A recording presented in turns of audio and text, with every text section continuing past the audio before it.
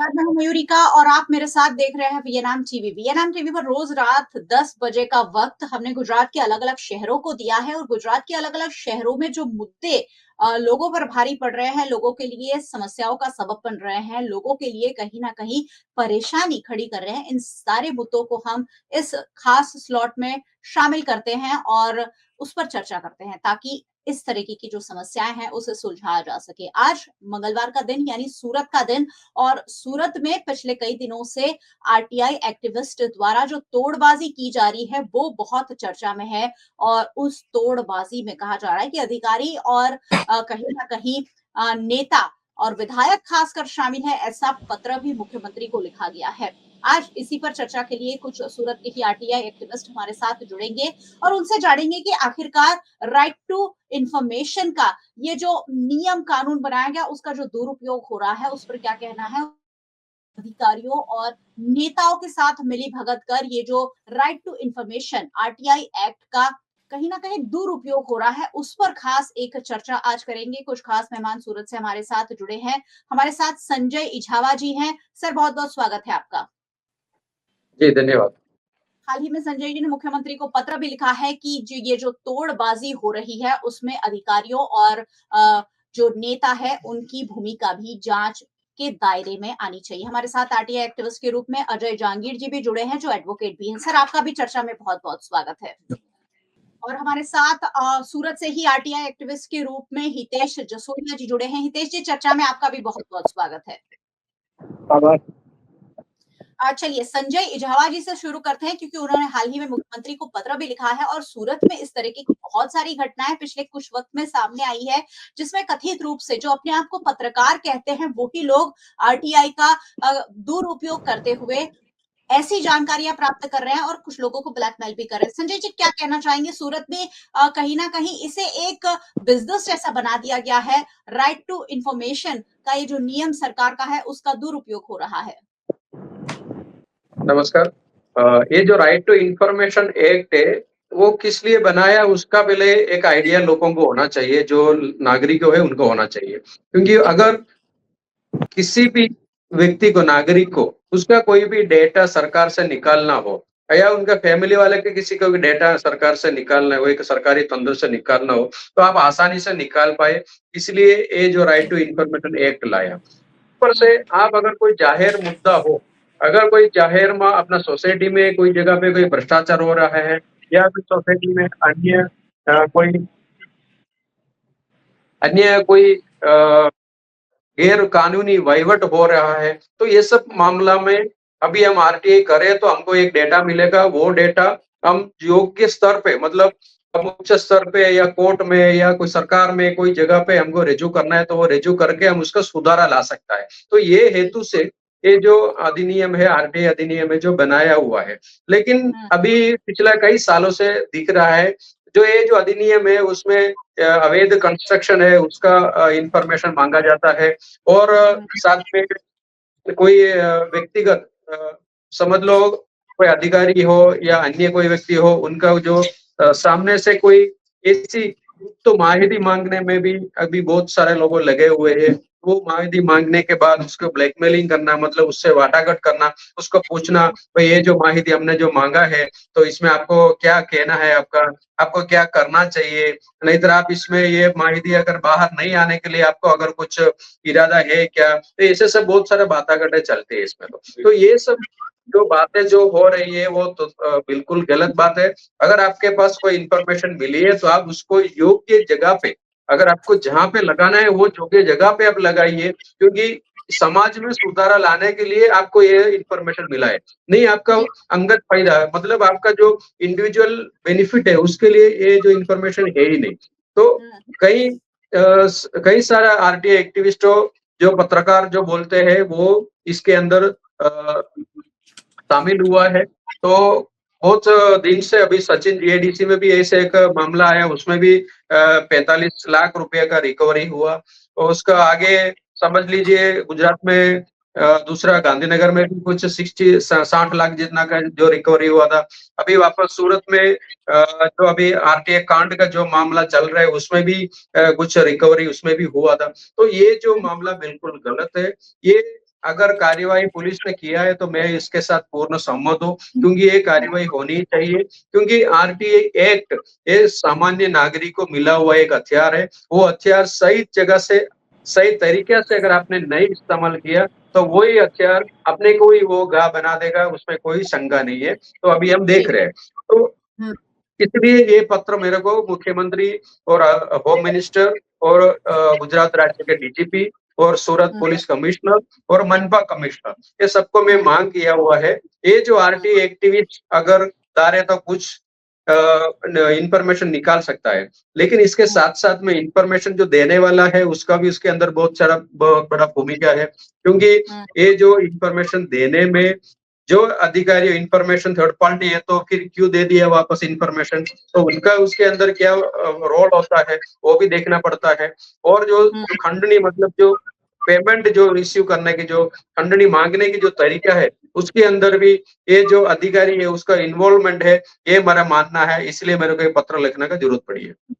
जी, बिल्कुल। तो कहीं न कहीं ये नेताओं की मिलीभगत की भी आशंका जता रहे संजय जी, इसीलिए ये पत्र लिखा है। हमारे साथ आरटीआई एक्टिविस्ट के रूप में एडवोकेट अजय जहांगीर जी भी जुड़े हुए हैं। अजय जी, आरटीआई का नियम तो बहुत अच्छे मकसद के साथ लाया गया था कि ट्रांसपेरेंसी मेंटेन की जाए, लेकिन इस ट्रांसपेरेंसी का कुछ कथित पत्रकार या कुछ आरटीआई कथित आरटीआई एक्टिविस्ट है, वो दुरुपयोग कर रहे हैं। आरटीआई इंफॉर्मेशन की जरूरत किसको होती है? ये जो हम यहाँ खास करके इंडिया की बात करें तो 3 लोगों को इंफॉर्मेशन की जरूरत होती है। एक पत्रकार है, एक आरटीआई एक्टिविस्ट है, सोशल एक्टिविस्ट है, और तीसरा नंबर है एमएलए और एमपी है। ये 3 लोग इंफॉर्मेशन के उपयोग करते हैं और तीनों समाज की भलाई के लिए, देश की भलाई के लिए इंफॉर्मेशन के उपयोग करते हैं। जी। इस इंफॉर्मेशन का दुरुपयोग किया जाना या इस इंफॉर्मेशन के कारण किसी को नुकसान पहुंचाना, जो बार बार ब्लैकमेल शब्द का उपयोग आ रहा है, तो कहीं ब्लैक होगा तो ही ब्लैकमेल हो सकता है। यदि ब्लैक नहीं है, यदि साफ सुथरी छवि वाले हैं, तो ब्लैकमेल होने की कोई संभावना नहीं है। तो मैं वो अच्छा। संजय इजावा जी की बात से 100% सहमत हूँ कि यदि हुँ, इन्वेस्टिगेशन ही होए तो हुँ, ब्लैकमेलिंग के साथ साथ में ब्लैक की भी होनी चाहिए। और हुँ, अभी के टाइम में जो पिछले 5 7 10 दिन से हम सुन रहे हैं कि आरटीआई के नाम पे जो कंप्लेनें हो रही है, एफआईआर हो रही है, उसमें यदि तपास सिर्फ और सिर्फ ब्लैकमेलिंग तक केंद्रित रही तो बहुत ज्यादा नुकसान होगा। और हम हुँ, चाहते हैं कि वो तपास ब्लैकमेलिंग के साथ साथ में ब्लैक क्या है वो भी मालूम होना चाहिए। यदि बिल्कुल। आपने 2005 में देखा हो तो बहुत सारे एमपीज ने क्वेश्चन पूछने के, पार्लियामेंट में क्वेश्चन पूछने के पैसे लिए थे, जो बहुत बड़ा बिल्कुल, स्कैम पकड़ा गया था।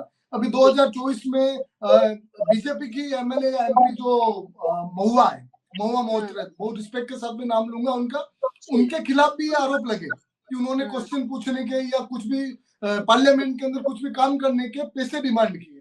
तो जी। देखने जावे तो एक पक्ष से उसको नहीं देखा जा सकता कि इंफॉर्मेशन मांगने वाला गलत है। इंफॉर्मेशन हुँ, मांगने वाला गलत नहीं है, लेकिन यदि आपकी इंफॉर्मेशन गलत है, यदि आपकी इंफॉर्मेशन में कुछ चोरी पकड़ी जा रही है, हुँ, तो फिर बाद में उसके ऊपर आरोप लगा कि आप वो मामला दबाना चाहते हो, तो मामला दोनों उजागर होने चाहिए। यदि कहीं हुँ, पे खंडनी का काम हुआ है, कहीं पे ब्लैकमेलिंग का काम हुआ, तो वो भी उजागर होना चाहिए, और उसके साथ साथ में जो ब्लैक है वो भी उजागर होना चाहिए। नहीं तो करने वालों की दादागिरी बढ़ जाए। एक लास्ट एग्जांपल देता हूं, जो मेरे हुँ, साथ हुँ, में आज के 8 10 साल पहले हो गया है।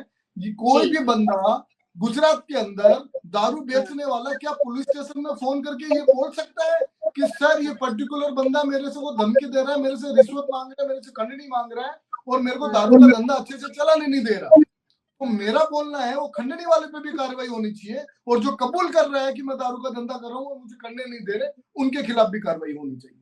जी, बिल्कुल, यानी धुआँ तभी उठता है जब कहीं न कहीं आग लगी होती है और अगर ब्लैकमेलिंग हो रही है, तो कुछ ना कुछ दाल में काला तो हो ही सकता है, तो उसकी जाँच बहुत ज़रूरी है।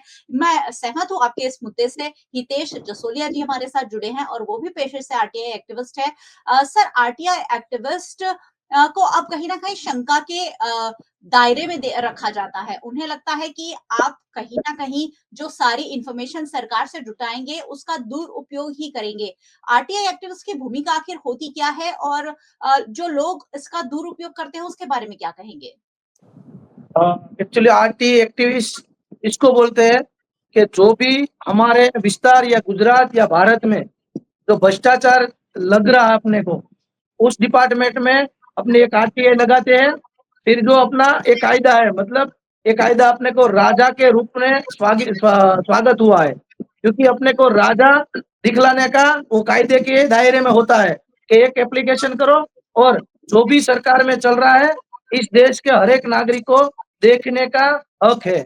मतलब उसमें क्या चल रहा है, कितना पैसा दिया हुआ है, क्या कौन सा काम किया हुआ है, वो सब नागरिक को जानने का अधिकार है। वो आरटीआई का मुख्य हेतु है। तो आरटीआई एक्टिविस्ट अभी जो सूरत में कांड चल रहा है, तो गुजरात में पूरे एक्टिविस्ट के ऊपर जो सीबीआई की 300 नोटिस, मतलब सीआईडी की 300 नोटिस भेजी, ऐसा करके एक मीडिया माध्यम से एक माहौल सरकार ने बना दिया था। तो 300 लोगों को नोटिस दिया सीआईडी क्राइम ने, सबको बुलाएंगे, लेकिन किसी को नोटिस नहीं है। क्यों नोटिस आएगी? जो झूठा और जो भ्रष्टाचार मतलब वो तोड़ करता है उसको सरकार और पुलिस बुलाती है, वो 100% बुलाना ही चाहिए। इसीलिए आरटी एक्टिविस्ट पर कोई दाग ना लगे। मैं तो चाहता हूँ कि सूरत में अभी जो कांड अभी खुल रहा है उसमें ज्यादातर लोकल पत्रकार है, मतलब वो साप्ताहिक पत्रकार है, वो सबका नाम उसमें लिखा हुआ है और सबको बुला रहे हैं। मैं ये सोच रहा हूँ कि अगर किसी भी सच्चे ईमानदार आरटी एक्टिविस्ट को एक बार बुलाकर देखे, ये प्रशासन को हिलाने में हमारी कितनी ताकत है वो हम लगा देंगे। पूरे गुजरात में आरटी एक्टिविस्ट की क्या ताकत है वो हम दिखा देंगे, क्योंकि हम कोई भ्रष्टाचार का पैसा हम लेते नहीं है और कोई हमसे पैसा देने के लिए आते हैं तो हम सीधा उसको दूसरी तरह फिट कर देते हैं। मतलब कायदा अपने पास सभी जगह पे है। अगर अपने आरटीआई किया हुआ है तो अभी जो जिसका नाम खुल रहा है तो अधिकारी ने नाम, वो मकान मालिक मतलब वो प्राइवेट प्रॉपर्टी में आरटीआई करके सब डेटा निकाला है, तो अधिकारी ने डेटा किसको दिया वो भी एक गुनाह है। अधिकारी क्यों डेटा किसी को देते हैं, मतलब मकान मालिक जो आरटीआई करने वाले का एक दूसरे का नंबर क्यों शेयर करते हैं, वो भी एक गुनाह है। अगर सच्चा आरटीआई एक्टिविस्ट किसी को भी बुलाए तो मैं ये सोच रहा हूँ कि अगर सच्चे आरटीआई एक्टिविस्ट को आरटीआई के नाम के रूप में, खंडनी के रूप में उसको आरोपी बना के कुछ करना चाहते हैं तो हम चुप नहीं बैठेंगे। गुजरात में पूरे आरटी एक्टिविस्ट अभी भी जिंदा है। इसको लग रहा है हम साइलेंट है, लेकिन हम साइलेंट है लेकिन मरे नहीं है अभी तक। चलिए इसीलिए आगे आरटी एक्टिविस्ट को एक जी रहना चाहिए। संजय भाई ने जैसे बताया, अजय भाई, वो हमारे सब गुरु है, जो जिसके पास हम कुछ सीखे हैं, सीख के कुछ लोगों को दिखाते हैं कि हमें किसी जगह से पैसा नहीं लेना। हमारे पास समय हो तो आरटीआई करके सब मुद्दा लेकर सबको दिखाओ कि ये डिपार्टमेंट में ये काम हो रहा है। अगर आपसे कुछ काम न हो तो हम आगे पीआईएल के रूप में हम जाएंगे और दिखाएंगे कि भ्रष्टाचार हुआ है और इसी को सजा मिलनी चाहिए। वो आरटीआई जी का पहला मुख्य दायरा है। जी बिल्कुल, जी बिल्कुल। कहीं न कहीं लेकिन मिसयूज़ तो हो ही रहा है। संजय जी के पास फिर से चलूँगी। संजय जी, आरटीआई मिसयूज़ तो अलग बात है, लेकिन हर जगह परसेंटेज वाली सरकार अब चलने लगी है। अधिकारियों से लेकर प्यून तक हर एक व्यक्ति को हिस्सा देना होता है और ये जो विष चक्र होता है, वो कहीं न कहीं हर एक को भ्रष्टाचार की ओर ले जाता है। सूरत में किस तरीके का माहौल है? सूरत में अभी मैं फिलहाल जो मुख्यमंत्री को पत्र जो लिखा है, वो पत्र के अंदर मैं स्पष्ट किया है। अभी समझ लो सूरत के एक जोन की बात करें, सूरत महानगर पालिका 7 या 8 जोन में डिवाइड किया हुआ है। उसमें एक है सेंट्रल जोन। तो सेंट्रल जोन के अंदर ऐसा है, उसमें ओल्ड सिटी है, पूरी की पूरी जगह पे ट्रैफिक का समस्या है, फुटपाथ पे एंक्रोचमेंट का समस्या है, लोगों को पार्किंग करने के लिए जगह की समस्या है, तो बहुत सारा समस्या है। तो वो जगह पे अगर 2 माला 2.5 माला तक अगर बनाते हैं तो उसमें परमिशन है उधर कायदेसर बनाने के लिए। लेकिन अगर आप इलीगल बना रहे हो कोई भी जगह पे, तो वो इलीगल बनाने के लिए 2.5 माल तक आप बना रहे हो, तो आपको राजी खुशी से आप जो देना चाहते हैं वो आप अधिकारी और जो पदाधिकारी मतलब काउंसलर हो, एमएलए को दे दो तो चलेगा। लेकिन आप 2.5 माल के ऊपर जैसे निकला तो तीसरा माले पे पहुंचा तो आपको 1 माले का 3 लाख रुपए देना है। उसके ऊपर अगर आप चौथा माले पे पहुंचा तो आपको दूसरा और भी 4 लाख रुपए देना है, और उसके ऊपर आप 5वां माला बना रहे इलीगली तो आपको और 5 लाख रुपए देना है। छठे माले पे जाओ तो 6 लाख रुपया। ऐसे अगर 6 माले का एक इलीगल अवैध कंस्ट्रक्शन किसी को करना है तो अधिकारी को देने की अमाउंट निकलता है 18 लाख रुपया। तो ये जो मेरा पत्र में मैंने ये विस्फोट कर दिया है, ये तो मैं खुलासा कर दिया है, क्योंकि ये जो अमाउंट है कहीं न कहीं जो दिया हुआ अमाउंट, जो कि भ्रष्टाचार में पैसा जो दिया हुआ, जो भोग बननार व्यक्ति लोगों ने हमको ये जानकारी दिया है, सर हम लोगों ने इतना इतना पैसा ये बिल्डिंग के पीछे खर्चा किया है, तो अगर ये बिल्डिंग टूट जाए तो हमारा ये खर्चा भी चला जाएगा, जो कंस्ट्रक्शन का कॉस्ट भी चला जाएगा और बहुत सारा नुकसान भी होता है। तो इसलिए कुछ भी करके और भी पैसा देना पड़े तो दे के हम लोग इसको संभालता है। और बची बात इसमें काउंसलर की, तो अधिकारी एक तरह से पैसा लेने के लिए इन लोगों मक्कम है ही, अगर इलीगल कंस्ट्रक्शन है तो आप उनको पैसा देना ही पड़ेगा। अगर काउंसलर, कॉर्पोरेटर जैसा जो है उनको अगर पैसा नहीं मिला, अगर धारासभ्य, एमएलए जैसा जो बंदा है उनको अगर पैसा नहीं मिला, तो ये उधर बैठ बैठ के पत्र लिखता है, कोई भी महानगर पालिका में पत्र लिख के उनका विरोध व्यक्त करता है, भाई ये जो जगह पे इलीगल कंस्ट्रक्शन चल रहा है इसमें मेरा विरोध है, आप इसको जल्दी से जल्दी डिमोलिश करो, है ना। तो ये पत्र मिलने के बाद उन लोगों को एक बार तोड़ना जाएगा, तोड़ने के बाद बोलेगा भाई ये फलाना काउंसलर का भला मन है तोड़ने के लिए, इन्होंने विरोध व्यक्त किया है, अथवा फलाना एमएलए ने विरोध व्यक्त किया है, आपको उसको मिलना पड़ेगा। तो अधिकारी को पैसा देने के बाद फिर वो दौड़ेगा, उनका जो इलीगल कंस्ट्रक्शन टूटा है इसके लिए दौड़ेगा एमएलए और काउंसलर के पास, तो उधर जाके फिर उधर से सेटिंग करेगा, तो सेटिंग करने के बाद फिर उसको बोलेगा ठीक है अभी तू बना लो मैं बोल दूंगा। तो ये जो चीजें है ऐसे सूरत में अभी बहुत जोर पकड़ी हुई है, और कॉर्पोरेटर जो काउंसलर जो बोलते हैं वो और एमएलए इसके अंदर अवैध रूप से पैसा के उगरानी कर रहे हैं, ऐसे बहुत सारा मैसेज हमारे पास आया है, बहुत सारे लोगों को हमको इन्फॉर्मेशन दिया है, इसलिए मैंने मुख्यमंत्री से लेकर सब जगह पे पत्र लिखा है। अगर आप आरटीआई एक्टिविस्ट, अगर पत्रकार का रूप में अगर जो काम करने वाले व्यक्ति के खिलाफ अगर आप काम कर रहे हो, एफआईआर लगा रहे हो, तपास कर रहे हो, जेल में पुर रहे हो, बहुत सही किया आपने, वो तो मैं मानता ही हूँ, लेकिन एक सिक्के की दोनों साइड है। तो एक बार अगर इनको अगर पकड़ लिया तो उसके साथ में कौन कौन काम कर रहे हैं, तो आपको इस तरह पे भी तपास करने की जरूरी है। तो इस तरह तपास करने में क्या अधिकारी उसमें है, काउंसलर उसमें है और एमएलए भी इसमें है। अगर एमएलए तक पैसा नहीं पहुंचा तो कोई भी संघ की स्थानीय नहीं है, वो इमारत टूटेगा तो टूटेगा ही, अगर दिया है तो वापस आप बना सकते हो। तो ऐसे बहुत सारी जगह है, एक बार तोड़ने के बाद भी फिर भी वो 6-6, 7-7, 8-8 माल का और 9 माले तक का भी इमारत अभी खड़ी है। एक बार तोड़ दिया है फिर दूसरी बार खड़ी है, तो कैसे खड़ी हो गई? तो ये मामला अभी पूरे की पूरा राजकारण में चला गया हुआ है। राजकारण के बंदे को पैसा कम मिल रहा है, ये पैसा में बाग बटाई हो रही है, एक्टिविस्टों और पत्रकारों पैसा लेके जा रहे हैं, इसलिए उनको मिलने वाली पूरी की पूरी रकम मिल नहीं रही है। इसलिए ये सब अभी जोर से एकदम सत्ता में बैठे हुए अधिकारियों, सत्ता में बैठे हुए पदाधिकारियों इसके पीछे पड़े हैं।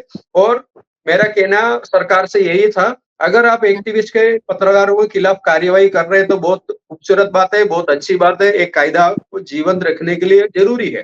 तो वैसे आपको अगर इलीगल कंस्ट्रक्शन हमेशा के लिए बंद करना है, ये जो तोड़ कांड है वो हमेशा के लिए बंद करना है, तो आपको साथ साथ में ये कॉर्पोरेटर और उच्च अधिकारियों और एमएलए तक इसका जांच होनी चाहिए और एसीबी इसका संबंधी का तपास करना चाहिए। जी बिल्कुल। अच्छा जी, भ्रष्टाचार का ये जो कीड़ा है वो जड़ तक फैल गया है। आप तो कॉर्पोरेटर और विधायकों की बात कर रहे हैं, यहाँ तक कि कॉर्पोरेशन के चपरासी भी कोई भी फाइल बिना पैसा लिए या बिना भाग बटाई के हिस्सेदारी के नहीं पास करते हैं। अजय जी, हर जगह हमारी जो सिस्टम है वहाँ भ्रष्टाचार घर कर गया है। कैसे इसे दूर कर सकेंगे? आरटीआई से भ्रष्टाचार नहीं, सरकार की सरकार दूर हो सकती है। यदि आप ये सेंट्रल गवर्नमेंट में जो सरकार आई है उसका यदि आप कारण देखो, कांग्रेस के जाने का कारण देखो, तो आप वापस वो दिन याद कीजिए जब ये सरकार थी, कांग्रेस की सरकार थी, और आरटीआई एक्टिविस्ट ने 2G स्पेक्ट्रम को बाहर निकाला, आरटीआई एक्टिविस्ट ने आदर्श को बाहर निकाला, आरटीआई एक्टिविस्ट ने कॉमनवेल्थ निकाला, आरटीआई एक्टिविस्ट ने बहुत सारे कोल को बाहर निकाले, इतने को बाहर निकाले गए कांग्रेस की सरकार के कि उसके कारण कांग्रेस की सरकार वापस नहीं आ पाई। तो आरटीआई से भ्रष्टाचार क्या, सरकार की सरकारें जा सकती है, तो आरटीआई से कुछ नहीं हो सकता, ये तो गलत है। परंतु यहाँ जो बात हो रही है वो है जानकारी होना। तो जानकारी होने पर ना बोलने के पैसे और बोलने के पैसे, तो ये ना बोलने के पैसे, जानकारी तो आरटीआई एक्टिविस्ट को तो बाद में होती है, उसके पहले उस एरिया के कॉर्पोरेटर को जानकारी होती है। मैं यदि एवरेज साइज ऑफ कॉर्पोरेशन की वार्ड की गिनती करूं, जिसमें एक वार्ड में 4 कॉर्पोरेटर होते हैं, तो आधा किलोमीटर स्क्वायर किलोमीटर के एरिया के अंदर एक वार्ड होता है। यदि 4 कॉर्पोरेटर मिलके एक वार्ड के अंदर कितना इलीगल बांधकाम कर रहा है, वो ऐसे बोल दे कि मेरी जानकारी में नहीं है, तो वो गलत है। तो उनकी जानकारी में होते हुए उन्होंने ना बोलने के पैसे लिए हैं, या फिर वो अपने काम सही तरीके से नहीं कर रहे। तो उसमें कॉर्पोरेटर की भूमिका है, उसमें वो बोर्ड के एसआई की भूमिका है, वो डेप्यूटी इंजीनियर की भूमिका है। उन सबको मालूम है आरटीआई एक्टिविस्ट को जो भी ये कर रहे हैं गलत कर रहे हैं, लेकिन उनको कब मालूम पड़ता है? उनको बहुत देर बाद में मालूम पड़ता है। सबसे पहले एसएमसी के ऑफिसर्स को मालूम पड़ता है, सबसे पहले कॉर्पोरेटर को मालूम पड़ता है, उसके बाद में एसएमसी वो आरटीआई एक्टिविस्ट को किसी को वो खड़ा करते हैं। और मैं तो जी। उनको आरटीआई एक्टिविस्ट बोलूंगा ही नहीं, वो आरटीआई एक्टिविस्ट है ही नहीं। वो आरटीआई जी। एक्टिविस्टों का नाम खराब कर रहे हैं, वो उस कॉर्पोरेटर का, उस ऑफिसर के हाथ है। अभी 2 दिन पहले मैं कोई न्यूज पढ़ रहा था, तो जो एसएमसी के ऑफिसर है उनका रिलेटिव ही आरटीआई कर रहा था। तो ये इन्फॉर्मेशन उन पे पास होती है, और फिर बाद में जब भाग बंटवारा होता है, संजय भाई ने बोला, तो सिर्फ आरटीआई एक्टिविस्ट ने, आरटीआई एक्टिविस्ट सिर्फ वो जो नाम दिए रखा है उसको, वो पैसा लेता है। उस पैसे में से कुछ भाग ऑफिसर को पहुंचता है, कुछ भाग क्लर्क को पहुंचता है, कुछ भाग पॉलिटिकल पार्ट के लोगों को भी पहुंचता होगा, और सबको पहुंचता होगा। और हुआ ऐसा होगा कि लास्ट दिनों के अंदर एक्टिविस्ट की संख्या, ईमानदार एक्टिविस्ट है उनकी संख्या बढ़ गई होगी, उसके बावजूद बांधकाम करने नहीं दे रहे होंगे। तो इन्होंने इन लोगों के ऊपर ये बदनाम करने के लिए कि आरटी ये क्यों कर रहे हैं, उसका एक ही रीजन है, संजय इजावा अपने आप को आरटीआई एक्टिविस्ट करने में शर्मिंदा हो, अजय जंगीर अपने आप को आरटीआई एक्टिविस्ट करने में शर्म महसूस करे, हितेश जासोरिया को फील हो कि मैं अपने आप का जो इंट्रोडक्शन है ना, वो आरटीआई एक्टिविस्ट के तरीके से नहीं दूं, नहीं तो मैं बदनाम हो जाऊंगा। सिर्फ यही एक भाग के रूप में आरटीआई एक्टिविस्ट को नाम को बदनाम किया जा रहा है। बाकी जो तोड़बाज है वो तोड़बाज है, और जो आरटीआई एक्टिविस्ट है वो हमेशा ही आरटीआई एक्टिविस्ट रहेंगे और ईमानदारी से अपना काम करते रहेंगे। तो ये सिर्फ और सिर्फ पॉलिटिकल स्टंट है।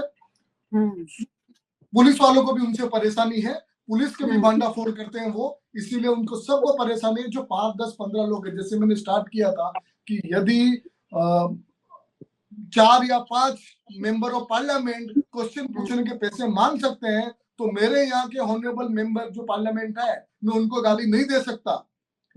मेरे प्रधानमंत्री है, वो भी एमपी है, मैं उनको गाली नहीं दे सकता, क्योंकि 4 लोगों के 5 लोगों के खराब होने से सब खराब नहीं हो जाते।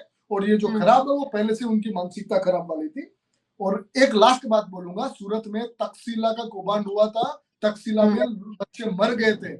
मेरे को तो उस दिन बहुत दुख हुआ था कि हमारी आरटीआई एक्टिविस्टों की संख्या कम है, नहीं तो उस बिल्डिंग के बांधकाम के पहले कुछ एक्टिविस्ट उसके पीछे पड़ जाते, वो बांधकाम इलीगल नहीं करने देते, तो आज वो 15-20 मासूम बच्चों की जाने नहीं जाती। तो ये बातें जो बना रहे हैं, ये आरटीआई एक्टिविस्टों का मोरल तोड़ने के लिए बना रहे हैं। इन्फॉर्मेशन मांगी जानी चाहिए, इन्फॉर्मेशन आरटीआई एक्ट जिंदा रहना चाहिए, और जिंदा भी बहुत जोश के साथ में रहना चाहिए। जी बिल्कुल, जी बिल्कुल। बहुत ज़रूरत होती है कि जागरूक नागरिक के रूप में आरटीआई एक्टिविस्ट हैं जो सवाल उठाते रहें, ताकि जो दिक्कतें हैं वो सॉल्व होती रहें। हितेश जी के पास एक आखिरी सवाल के साथ चलूँगी। तो हितेश भाई ये बताइए, ये जो राइट टू इन्फॉर्मेशन एक्ट सरकार ने बनाया है, क्या उसमें कुछ सुधार की गुंजाइश है, ताकि ये भ्रष्टाचार की ये जो कीड़ा घुस गया है आरटीआई एक्ट में, उसे थोड़ा-सा हटाया जा सके और सही रूप में इंफॉर्मेशन का यूज हो सके? क्या आरटीआई एक्ट में थोड़ा बहुत कुछ बदलाव संभव करें तो ऐसा कुछ हो सकता है? कैसे ये भ्रष्टाचार हटेगा? भ्रष्टाचार हटने की बात तो हम अभी इस समय में कैसे करें, क्योंकि 2014 के बाद भ्रष्टाचार बढ़ता जा रहा है, क्योंकि वो कम गति से जा रहा था, अब विकास की गति से भ्रष्टाचार बढ़ता जा रहा है। लेकिन हम किसी आशा भी नहीं रखते अभी भ्रष्टाचार दूर होने की, क्योंकि पूरी सिस्टम में ऐसा कीड़ा हो गया है। अधिकारी को पैसा देके नौकरी पे लगना है, अधिकारी को अभी आप देख रहे हो टेट का आंदोलन चल रहा है, 2-2 साल से सब आंदोलन कर रहे हैं और नौकरी पे लगते हैं, कुछ पैसा खर्चे है, तो फिर अधिकारी क्या भ्रष्टाचार नहीं करेंगे तो क्या करेंगे? सरकार कुछ देखती ही नहीं है। आरटीआई में कोई चेंज करने से उसको कोई सरकार भ्रष्टाचार दूर नहीं कर सकती। एक्टिविस्ट के नाम पे जो अभी बोल रहे हैं, ये तोड़ हो रहा है, खंडनी मांग रहे, लेकिन ये तद्दन गलत है, क्योंकि आरटीआई जब करते हैं तो अधिकारी अगर झूठ नहीं होते तो पूरी इंफॉर्मेशन क्यों नहीं दे देते? अगर इंफॉर्मेशन दे दे तो आरटीआई एक्टिविस्ट कभी आगे फर्स्ट अपील में, सेकंड अपील में, आयोग में कहीं नहीं जाएगा। यो वो सीधा पत्रकार के माध्यम से खुला खुला दिल से दे देंगे पत्रकार को, ये सब ये डिपार्टमेंट चल रहा है और आप चलाओ और सरकार पे और सिस्टम पे दबाव लगाओ तो ही भ्रष्टाचार खत्म होगा। मैं दो बात कहना चाहता हूँ। संजय भाई इजावा आरटी एक्टिविस्ट ने लॉकडाउन के दायरे में, लॉकडाउन के वक्त ट्रैफिक डीसीपी, सूरत का ट्रैफिक डीसीपी आईपीएस अधिकारी का कक्षे का अधिकारी जो आईपीएस है, वो भ्रष्टाचार जो किया था वो आरटीआई करके बाहर निकाला। जो लॉकडाउन के वक्त जो ट्रैफिक क्रेन चली नहीं थी फिर भी पैसा दे दिया, वो हाईकोर्ट में अभी पीएल के रूप में मुद्दा अभी शुरू है। फिर दूसरा मुद्दा बताता हूँ, अजय जी जहांगीर जो हमारा गुरु कहते हैं, हम उसको गुरु कहते हैं क्योंकि उसके पास हम काफी सारा सीखा हुआ है। उसने पूरे गुजरात में राशन को बाहर निकाला था। जो मोरारी बापू खुद अंगूठा देकर राशन लेते थे, कभी राशन लेने जाते नहीं थे। बड़े बड़े उद्योगपति जो राशन लेने जाते नहीं थे वो अंगूठा देकर राशन लेते थे। वो भी आरटीआई एक्टिविस्ट ने उजागर किया था। इसी हथियार जो राजा के रूप में हमें दिया गया है, नागरिक को राजा के रूप में दिया गया, उसमें कोई चेंजेस की जरूरत अभी नहीं है। चेंजेस की जरूरत है तो एसीबी भ्रष्टाचार विरोधी अभी सरकार में डिपार्टमेंट है, उसको एक्टिव कर दो। सब डिपार्टमेंट में एक्टिव कर दो। हमें उसको क्या अपना ट्रैफिक में कैसे बोलते हैं कि 2 चालान आपको खत्म करना पड़ेगा, एक पूरा चालान खत्म करना पड़ेगा, ऐसी डिमांड दे दो कि हर महीने इतना एसीबी करप्शन में अधिकारी जो भी डिपार्टमेंट में करप्शन लेते हैं उसको कायदे के दायरे में डालो और आरोपी लगाओ सबको। क्योंकि सब डिपार्टमेंट में नीचे से ऊपर लेकर आज बच्चा भी कोई बर्थ सर्टिफिकेट, डेथ सर्टिफिकेट निकालने जाता है तो भी 20 रुपए की जगह उसके पास 50 रुपया लिया जाता है। आधार कार्ड निकालने जाता है तो सरकार का कायदा है और भारत सरकार ने यूआईडी वेबसाइट पे लिखा हुआ है कि 0 पैसे से आधार कार्ड निकलता है। फिर भी यहाँ नाके नाके पे दुकान पर गल्ले गल्ले पे नाके नाके पे दुकान चल रहा है कि 500 रुपया 1000 रुपया आधार कार्ड लेता है, वो भ्रष्टाचार है। उसमें क्यों एक्टिव नहीं होते? ये पुलिस खाता और दूसरा डिपार्टमेंट भी, सरकार डिपार्टमेंट बहुत सारे डिपार्टमेंट रखे हैं लेकिन इस काम में क्यों एक्टिव नहीं होते हैं? क्योंकि वहां पे कुछ पैसा नहीं मिलता है, यहाँ पे कुछ पैसा मिल सकता है। इसीलिए बस मैं यही सोच रहा हूँ कि अगले भविष्य में हमारा जो भी बच्चा है जो बड़ा हो, जो भारत का युवा जब भी आगे बढ़े तो भ्रष्टाचार मुक्त भारत हो, ऐसा हम चाहते हैं। ये हथियार 2005 में जो आया है आरटीआई एक्टिविस्ट का मतलब अधिनियम 2005 जो आया है तो राजा के रूप में रहना चाहिए। भ्रष्टाचार हर डिपार्टमेंट से बाहर निकलना चाहिए और कुछ अलग से अधिकारी के लिए एसीबी जो होती है मतलब एंटी करप्शन ब्यूरो, उसको इतना एक्टिव है उसको बड़ा एक्टिव कीजिए जिस तरह भ्रष्टाचार खत्म होगा। ये जी, बिल्कुल, बिल्कुल। सारे नियम बने हुए हैं लेकिन उसका सही रूप से अमलीकरण नहीं हो रहा है। राइट टू इन्फॉर्मेशन हम लेते हैं लेकिन अगर उसका मिसयूज़ करते हैं तो ये एक बहुत बड़ा गुनाह है। अगर इसमें बहुत सारे नेता, अधिकारी शामिल हैं तो ये भी अपराध है और एंटी करप्शन ब्यूरो वो भी कार्यवाही तो करता है लेकिन कहीं न कहीं कार्यवाही कम पड़ जाती है और इसलिए ये जो भ्रष्टाचार है वो बेफाम रूप से चल रहा है और सारे ही शहरों में चल रहा है। चलिए बहुत-बहुत शुक्रिया। मैं आशा करती हूँ कि आप लोग इस पूरे ये जो क्षेत्र है आप लोगों की भूमिका बहुत बड़ी है, उससे सही रूप से आगे बढ़ाते रहेंगे ताकि सूरत की और गुजरात की जो दुर्दशा हो रही है उसमें सुधार हो सके। बहुत-बहुत शुक्रिया आपका हमारे साथ जुड़ने के लिए। Thank you so much. जी, थैंक यू।